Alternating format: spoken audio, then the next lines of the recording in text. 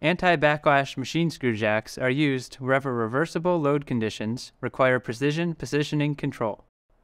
The design uses a two-piece drive sleeve and allows the user to adjust the distance between the two halves. Changing the distance reduces or increases the lash in the assembly.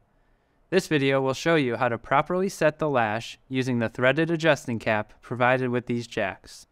To readjust lash, first loosen the lock nut on the adjusting cap. Then loosen the set screws in the cover. The next step is to set a reference point by removing the lash completely.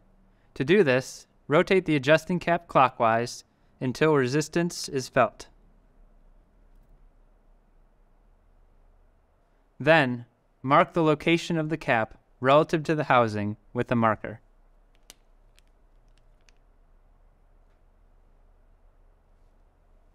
Now, the proper lash can be set. Rotate the adjusting cap equal to the A dimension listed for your model of screw jack in the maintenance manual.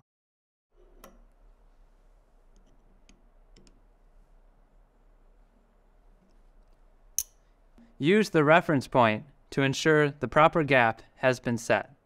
Then, retighten the set screws.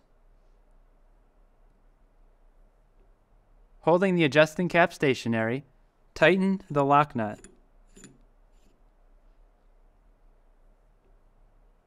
After adjustment is complete, operate the jack through its entire stroke, checking for tight spots. Please note, the adjustable lash feature is intended to minimize backlash, but should not be used to eliminate it.